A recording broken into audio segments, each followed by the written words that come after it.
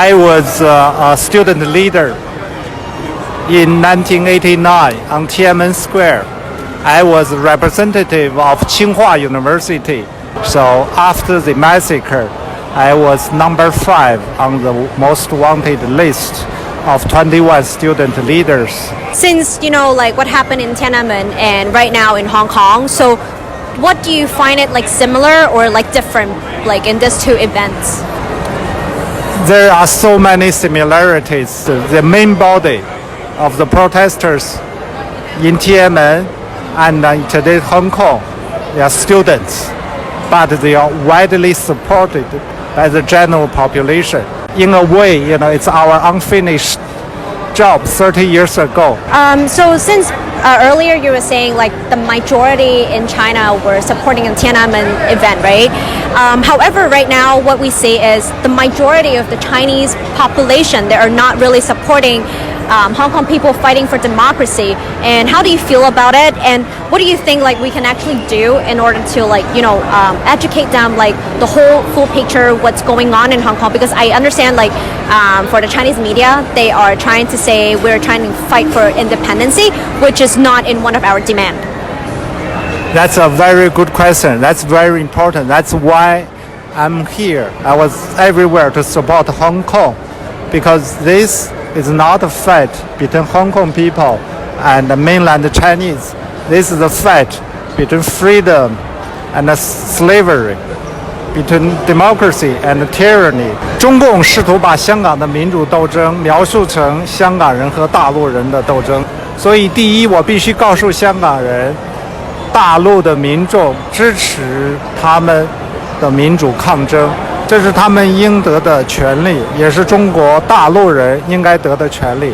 这是被共产党剥夺的，也是共产党试图在香港所剥夺的权利。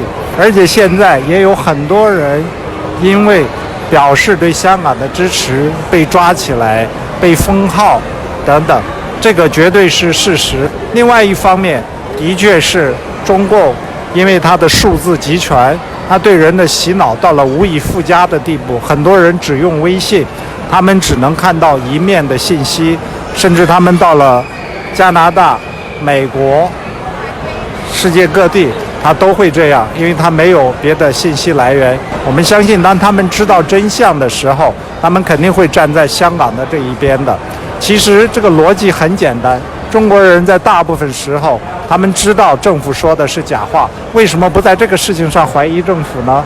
对吧？这是一个很简单的问题，是一个中共想制造的一个假象，就是把一个价值的斗争变成一个所谓的族群的斗争。我想问一下，在6·4那个运动里面，就是因为在现在的香港，就是比如说，警察会装扮成示威者，然后去做那个混乱啊，然后形成那个人民斗人民的情况。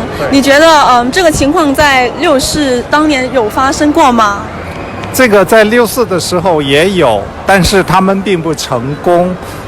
我记得比较明显的就是他们曾经发动在郊区，北京郊区发动过支持李鹏的游行，但是基本上是一个笑话，没有发展成今天的这种冲突。但是他们想的手法是类似的，所以我们作为抗争者，在这些事情上要非常警惕，因为在这个时候，就是他们希望我们的愤怒让我们做错事，所以我们一定要很清楚地控制这一点。Okay, so I'm not sure if you know what happened on the 31st of August.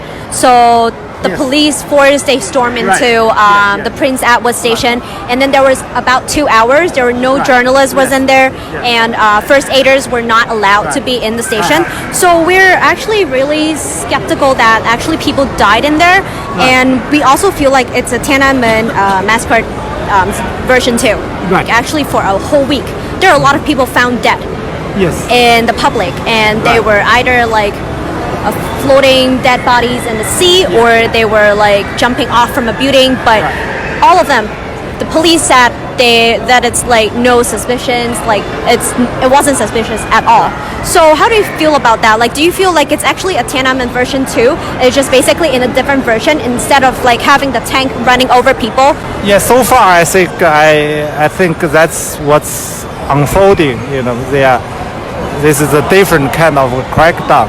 They are not using tanks on the street, but they are creating the terror such that people will fear.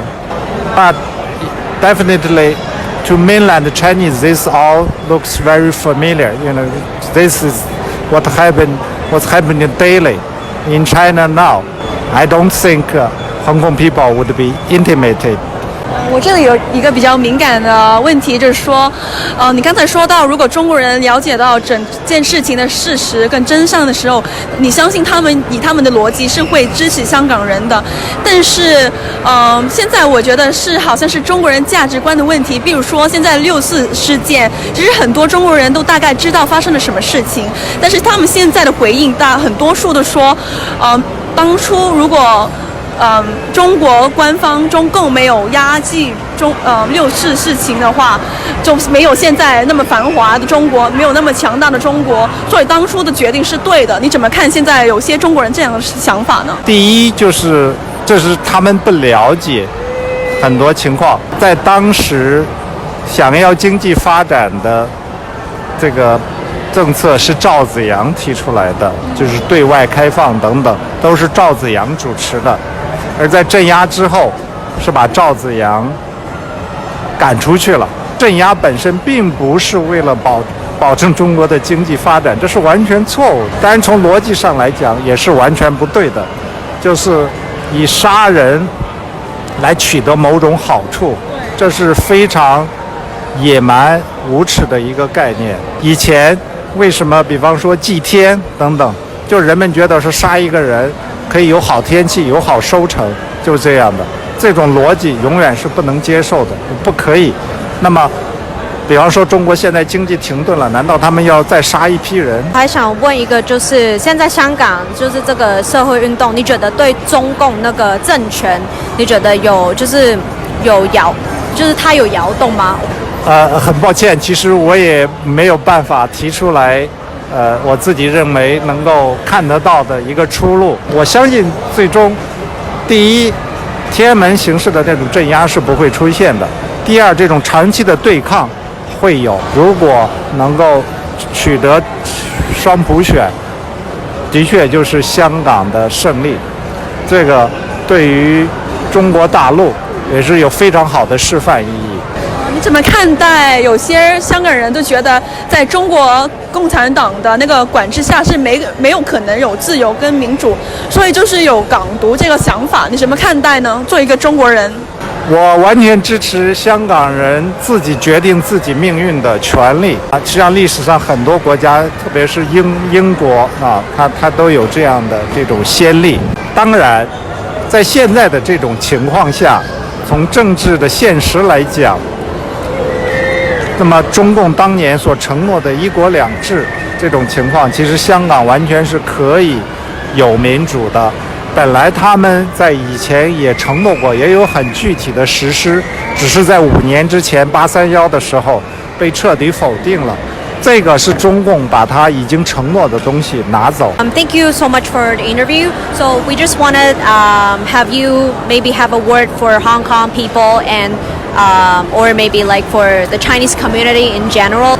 香港人争取自己的权利，就是在争取所有中国人应得的权利。我们中国人感谢他们，支持他们。